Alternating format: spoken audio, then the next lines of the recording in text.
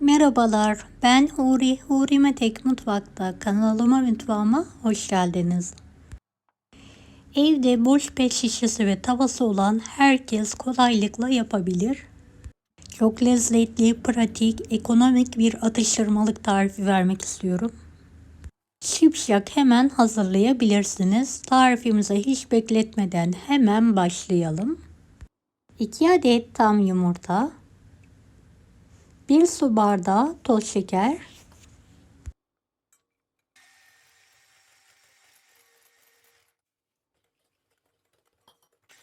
köpük köpük olana kadar karıştıralım. 2 su bardağı un, 1 paket vanilya, 1 paket kabartma tozu,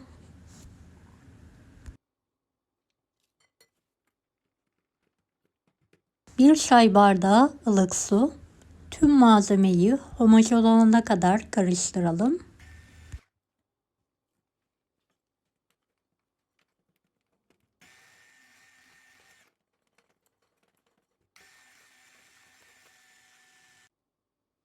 İki yemek kaşığı sıvı yağ tekrardan karıştıralım.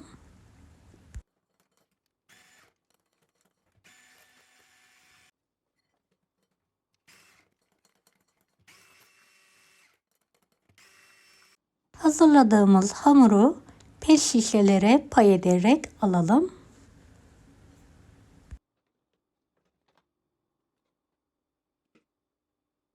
Videomu izlerken buraya kadar geldiyseniz yorum kısmına herhangi bir emoji bırakırsanız bana destek olmak için sevinirim.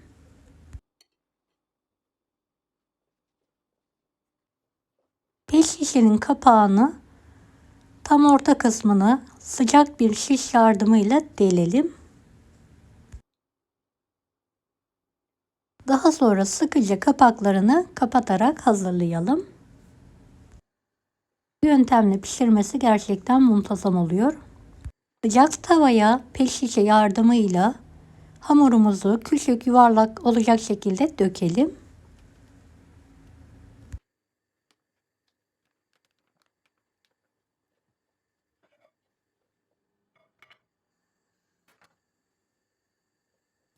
Arkalı önlü olacak şekilde yüksek ateşte kontrollü bir şekilde pişirelim.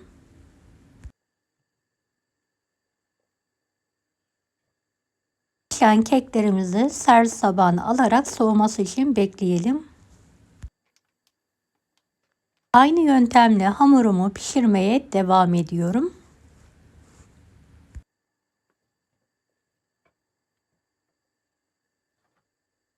Dilerseniz bu hamuru kakaolu da hazırlayabilirsiniz.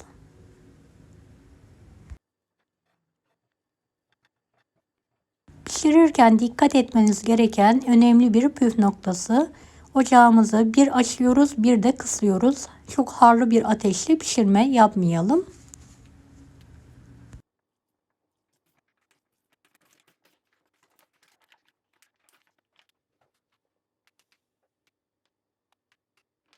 Evet, pişirdiğim hamurları ters çeviriyorum.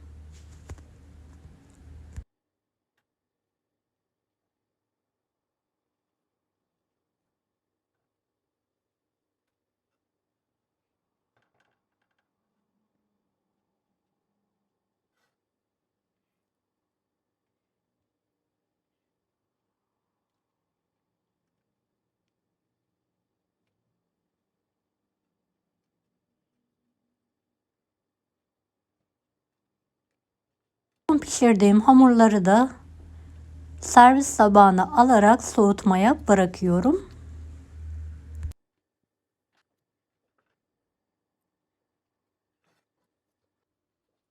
Evet, pankekleri soğutmaya bırakalım. Üzeri için beyaz çikolatam var. Bir parça keserek ince ince doğruyorum. Daha sonra cam kasenin içine alarak benmari usulü eritmeye bırakıyorum.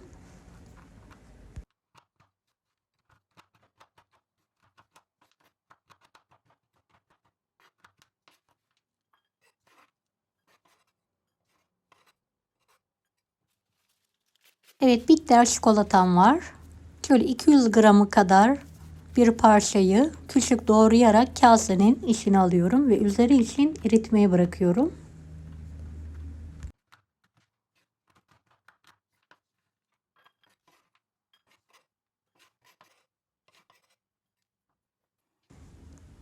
Evet, çikolatalarımı kontrollü bir şekilde karıştırarak eritiyorum.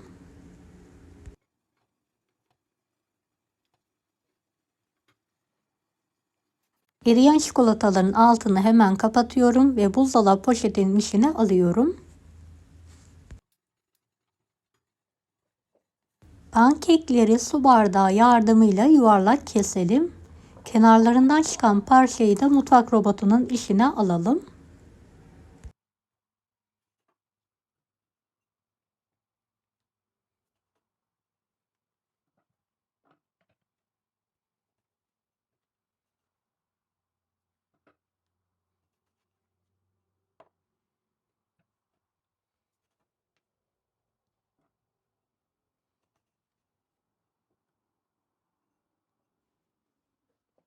Evet, kenarlarından çıkan parçaları un halinde getirelim ve kenarları için hazırlayalım.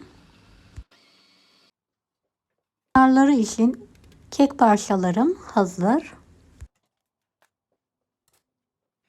Poşet çırpılmış krem şantimi hamurların tam orta kısmına sıkıyorum. 2 tane hamuru birleştirelim.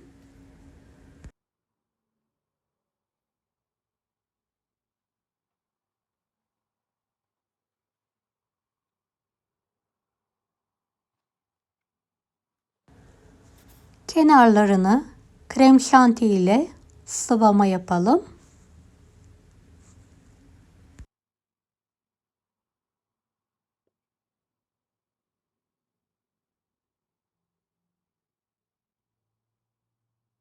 Daha sonra hazırladığımız kek parçalarına bulayalım.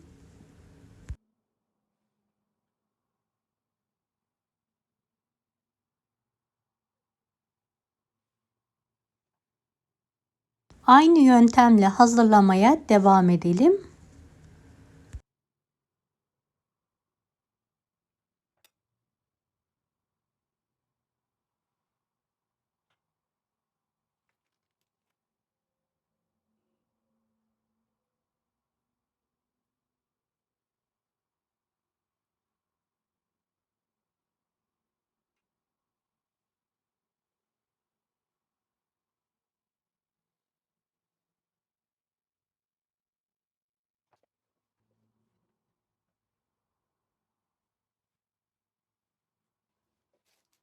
Üzeri için eritilmiş bitter çikolatam var. Her tarafına gelecek şekilde sıkarak dağıtalım.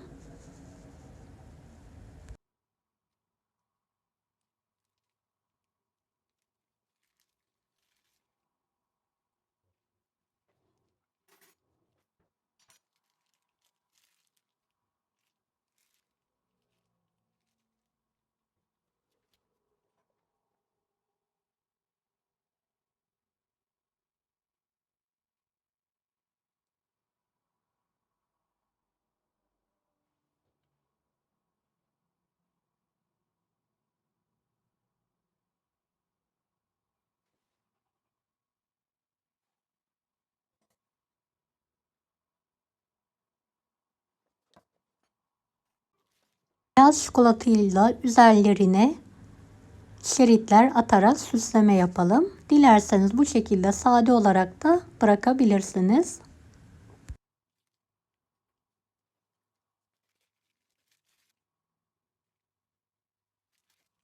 Hazırladığımız atıştırmalıkları buzdolabında üzerindeki çikolata donana kadar bekletelim.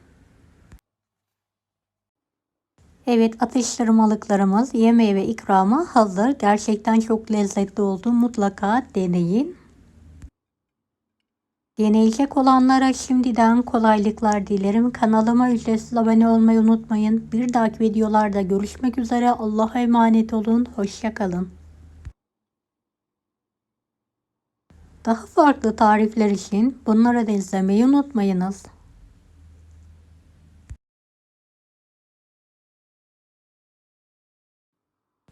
Kolay gelsin herkese.